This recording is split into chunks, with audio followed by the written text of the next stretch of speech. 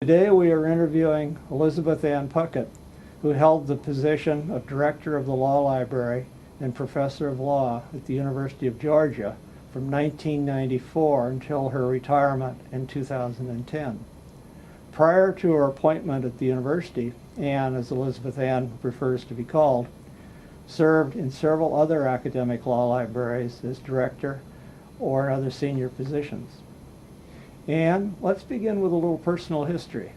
Can you tell us about where you were raised and about your life both when you were young and today? Well, I grew up in southern Illinois, in a little tiny town, on a farm, and in many ways, I had a childhood that was more like a generation earlier than my actual age, because I remember when we didn't have indoor plumbing, and I remember when we had a party line with the crank telephone that hung on the wall, and our ring was a long and two shorts, and when anybody's telephone rang, everybody picked up. So, and I went to a one-room school for the first 3 years of schooling. So in many ways, I am older than my age because of those experiences. I hate to mention it, but when I was a kid, we didn't have a crank on the telephone, but it was a party line, and we had to be careful. You pick it up, the neighbors were talking Yes. or something. But whatever. Could you tell us a little bit about your education and professional training? I had a degree in education from Eastern Illinois University and taught high school and junior high English for, I have to stop and remember how many years now, 8 years, I believe. And then I decided to go to law school. And at the time I went to law school, I thought I wanted to be a lawyer. In my first year of law school, I realized that I would not like being a lawyer. Deciding to be a lawyer was kind of a feminist awakening, you know. I became a teacher at first because that's what girls could do.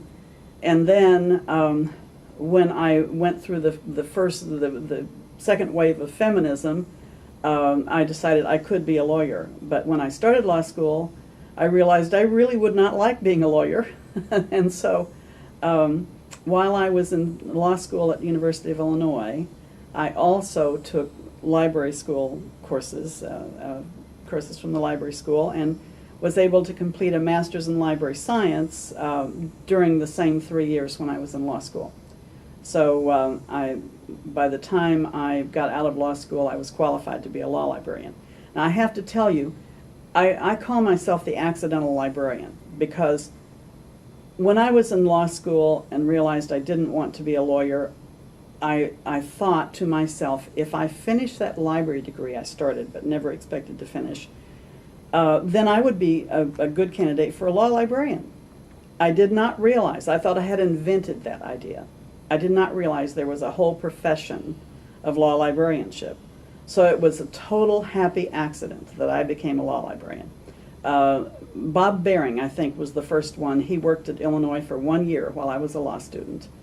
And he was the first one to let me know that I had not invented the profession of law librarianship. So anyway, that's how I became a law librarian. Sounds like sort of an interesting entry to the profession. I think doing these interviews, I've heard a lot of stories, and this one is one of the more interesting ones in its own way, but not unique in its own right. You mentioned Bob Baring was there, and he sort of acquainted you with the fact that there was a profession that you could consider entering. Did anyone else play a role in helping you to come to this conclusion that this was the way you wanted to earn your living? Bob was probably the biggest influence. The University of Illinois was his first professional job out of law school.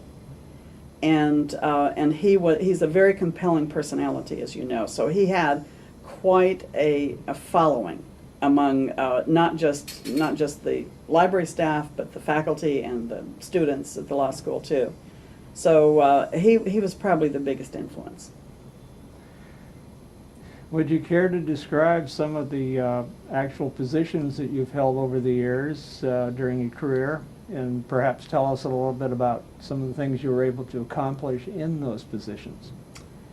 Well, my first job out of law school was at the University of Kansas as the Acquisitions Reader Services Librarian.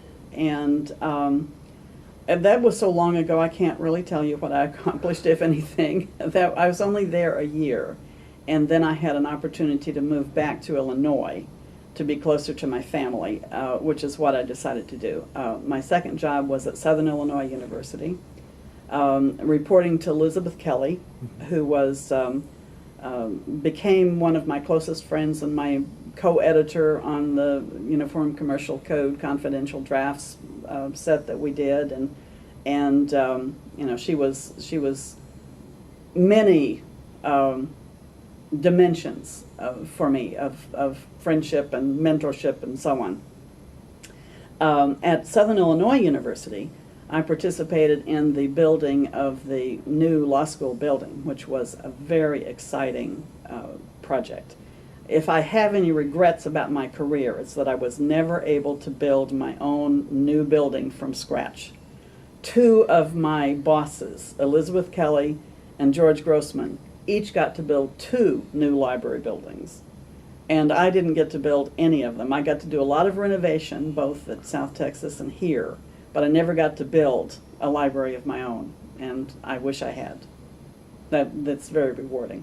Mm-hmm. So the next job was Northwestern University. I was reporting to George Grossman there. I was the Associate Director for Public Services at Northwestern, and there again, we built a new building. And that is on Lakeshore Drive, a spectacular building. That was a very exciting project to help with. I guess I should have said at the University of Kansas, we also opened a new building while I was there. It was almost finished when I went there, and I participated in moving into the new building. So new buildings are kind of a theme in my career, I guess. And I guess that's the Northwestern. I was there, I think, 5 years, 7 years. I don't remember exactly how long I was at Northwestern. But my first library directorship was South Texas College of Law in Houston. And there we did a lot of building renovation. And South Texas has since built the new building that I helped to plan at the when I was still there, but I didn't get to help build it at all.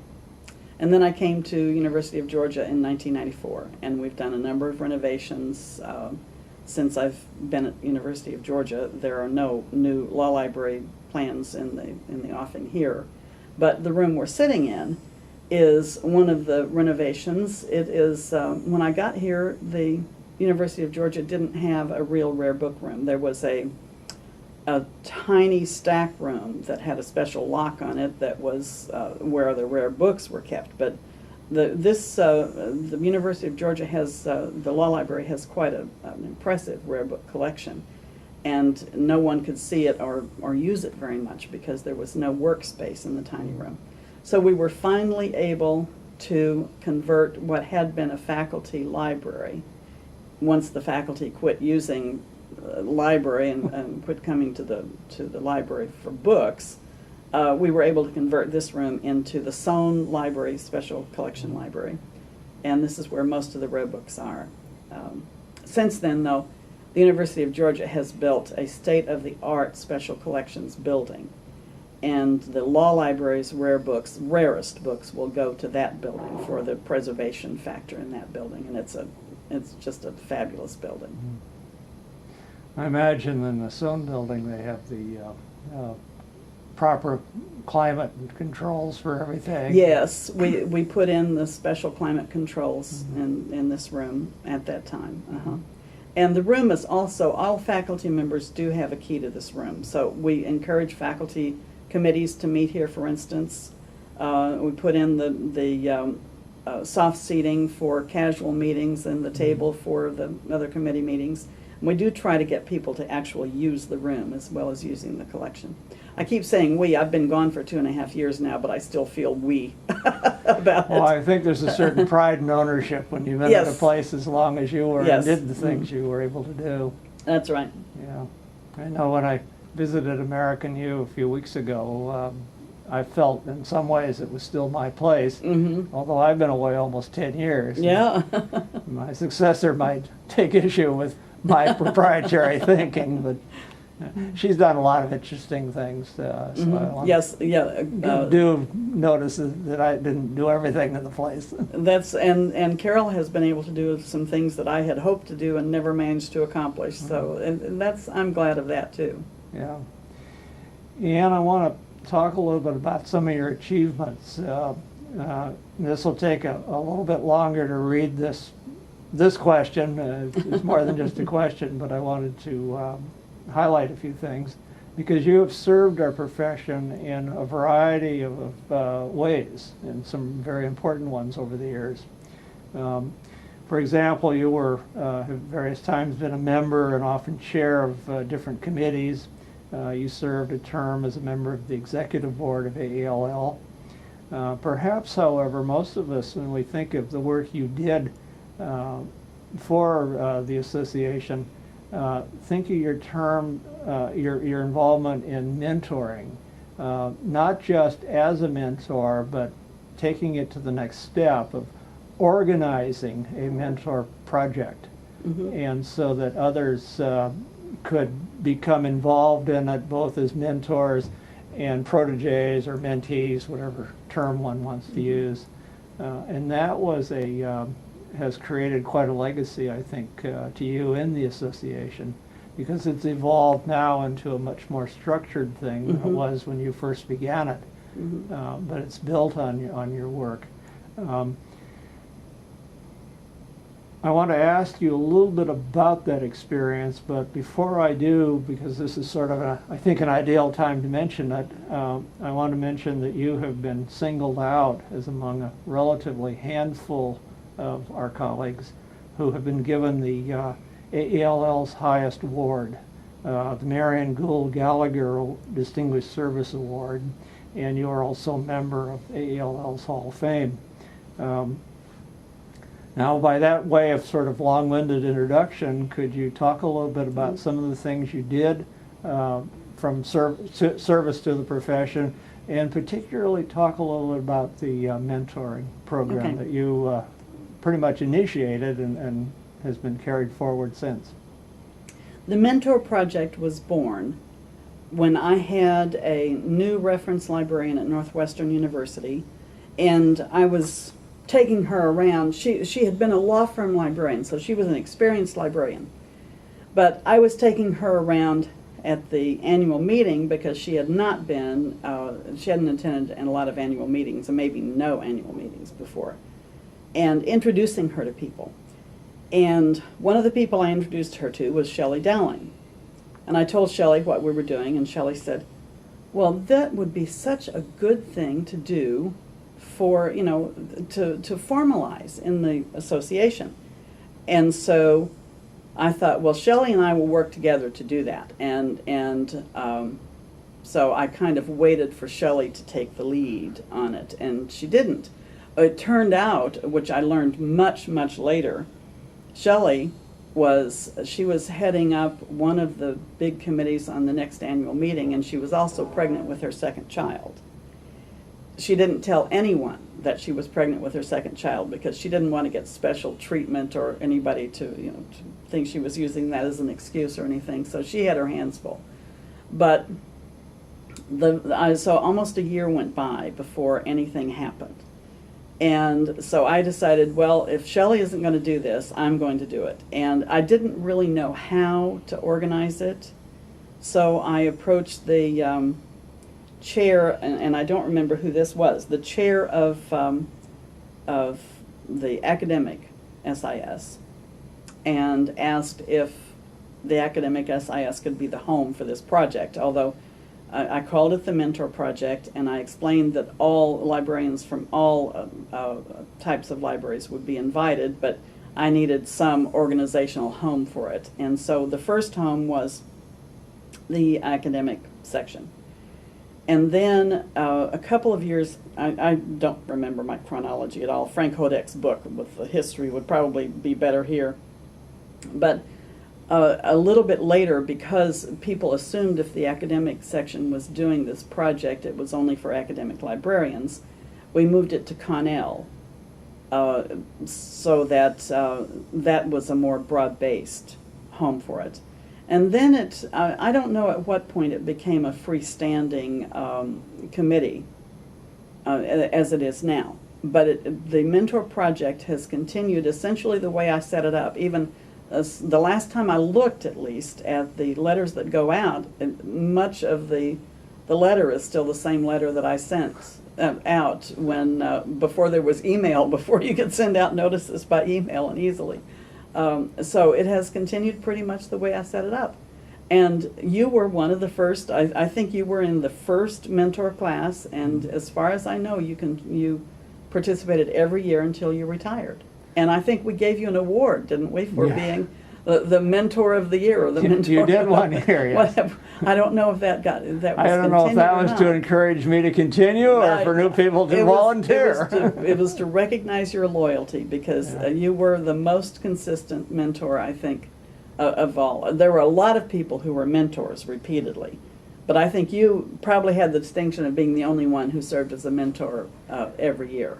I was able to meet some wonderful new colleagues who became good friends over the years. And in fact, one of them I have the privilege of interviewing for this project in 2 days. Oh, that's wonderful. Which one is that? Rhea Ballard Thrower. Oh, yes. Oh, yeah. Oh, she's the star. Yeah, she, but you know, people that I met, it's just been wonderful to stay in touch over the years. And, yeah. And this was I'm a good gratified. program. I'm gratified that it has stayed as active as it has. And I mean, when you and I were new to the profession, it was still hard to come to a meeting. I remember there were like 460 at my first annual meeting, and fortunately my boss, Al Coco at the time, acted essentially as my mentor and introduced me around. And Al was that kind of person who would do that. Yes. Yeah. But a lot of directors, I think, are not the kind of person who encourage or mentor people along. And as it got bigger, you know, you were sort of off put just because of all the people in the room. It's got to have been difficult for somebody who was brand new coming in to face this. And you and the program, the mentor program, really opened the door to helping them. Well, one of the things I always tried to do with my mentees was to make sure that they understood the importance of going to the business meetings. Because it's so easy to skip those, and yet business meetings are such a good way to see the movers and shakers in the association. I will never forget the first time I ever met Roy Mirsky. I was speechless, you know, because his name, you know, we had used his textbook in my legal research class, and I was just, he was the first celeb that I ever met at an annual meeting. But trying to make sure that your mentees meet those folks, or at least see them so that they know what they look like, I think it's really important to getting the loyalty to the profession. Yeah, people that you would meet that way there's some very interesting people, and one of the things in some of the other interviews we're doing is to bring out some of the detail about people like Roy, and specifically Roy actually, who are no longer with us, so they cannot participate as being interviewed for the project. And I think there'll be some interesting tidbits about Roy. I know in Frank Liu's presentation there, he talks a bit about Roy. And Rich Leiter as well has been interviewed and talks extensensively about Roy and the beginning of what now the Roy and Mirsky Spirit of Law Librarianship Award and how all that came about. It makes for an interesting sort of introduction to some of the people. And as I said, your program over the years has grown and become, I hope, everything you had hoped it would be. Yes. Well, I don't know what I hoped for at the time. I didn't have any great vision. I just I just knew that it worked and that other people seemed to well, it was certainly a need that was there. And maybe when we were smaller as an association and had people like Al Coco around Yeah. introducing some of the newbies like myself to the place. We didn't need it as much, but Mm-hmm. it certainly was a very major need and has served a real purpose. Mhm.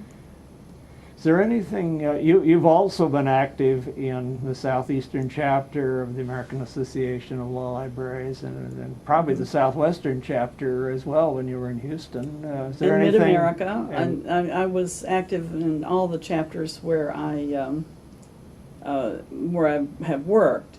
But definitely the annual meeting that we had here in the spring of 2010 was my most active service to the Southeastern Association, and that was great fun planning that. But I have to tell you that I was the titular head of that committee, but it was my staff who did all the work and had all the great ideas, which is always true. but the whole time we were planning that meeting, they kept in these giant meetings that we would have together. They kept talking about creating a drink for the meeting, a special drink for the meeting called the Puckettini. I thought it was a joke the whole time. I thought it was just, I thought that this was just one of those continuing jokes about what we were going to do for the meeting. But they actually did create a special drink for the meeting called the Puckettini. And it was, they served it free at the meeting, at the opening reception, I guess. So that was a lot of fun. That was probably, I may be the only law librarian with a drink named after me. Well, It wasn't a very good drink. I'm afraid I missed the meeting, but I would have been delighted to try it, good or bad. Well, it had raspberry vodka in it. You know, it's not an especially good drink, but it's a pretty drink. Yeah. Sounds pretty, and it sounds a little bit enticing too. If Yeah, it may have been a little sweeter than. Yeah. I had a small role in welcoming gay and lesbian librarians into the association. And this came about because I have to go back before this. I was the chair of the Law Library Service to Institution Residents, SIS. And that was a very small SIS. We had trouble attracting new members. We had trouble even having enough dues to have any money to do anything. And I also belonged to what was then called the Contemporary Social Problems, SIS. And that was a very large, or quite a large SIS, but it was sort of unfocused. So it had different problems. You know, the Law Library Service Institution Residents had too narrow a focus, and Contemporary Social Problems had too diffuse a focus. And so I got together with Peter Skank, and we decided to merge the two SISs and restructure the Contemporary Social Problems into special committees for various interests. So that's what we did, and a year or so later, I was elected chair of the Contemporary Social Problems, SIS, too. But in the process of all of this restructuring, Carol Alpert came to me, and Diana Vincent Davis had sent her to me, and said that she wanted to start a committee or do something to make the place of gay and lesbian librarians more comfortable and more open. So it fitted in perfectly with what I wanted to do with Contemporary Social Problems. So the Special Committee on Gay and Lesbian Librarians, I don't know if that's the exact name, I don't remember now. I think it's now LGBT, but then it was just gay and lesbian, I think, in the name. But that special committee is still one of the most active committees in the what is now the Social Responsibilities SIS. As is the Service to Institution Residents, which has remained an active committee. So, I remember working with that group from Contemporary Social Problems the year I was involved in chairing the program for one of the annual meetings, and they presented some very interesting proposals for programs, and part of why they were accepted, so many of them, was we have a number of members in ALL who needed to fulfill the requirements of their bar associations for continuing ed.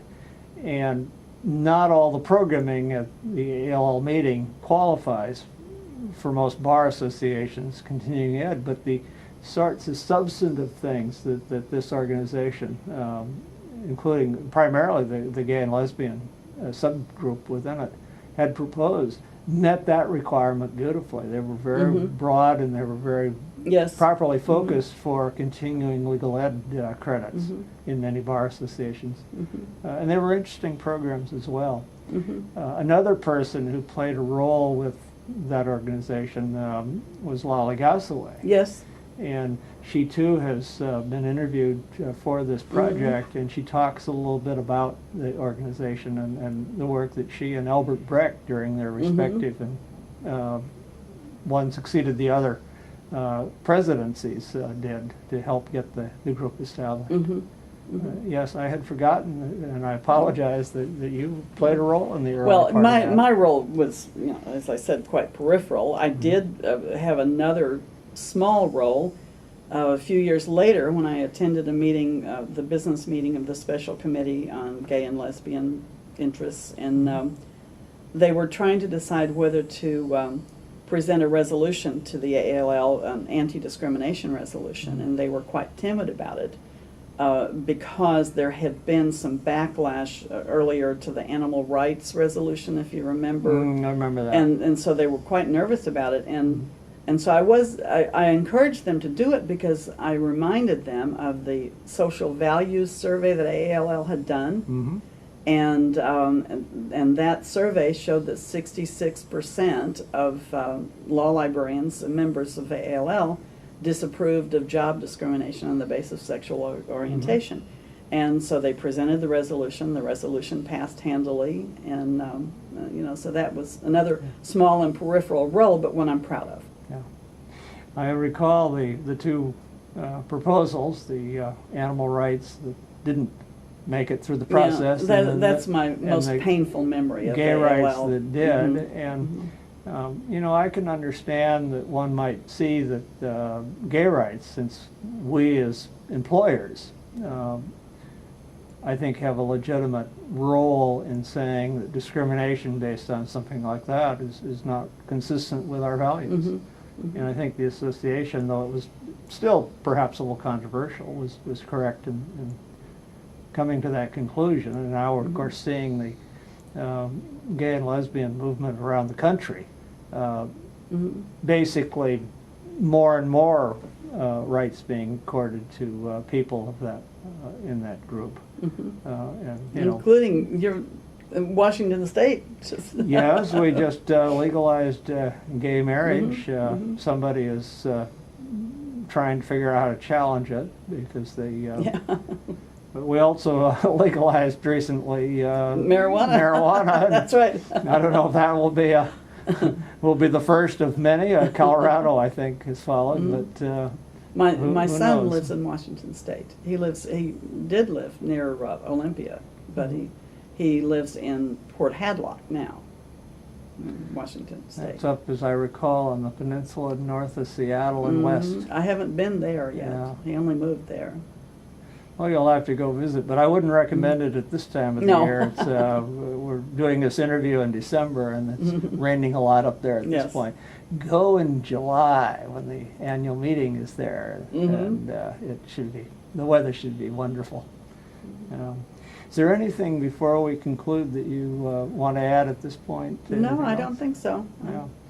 Well, I want to thank you again, Ann, for meeting with us this afternoon and sharing your story. I am honored to have had the opportunity. And our story as well.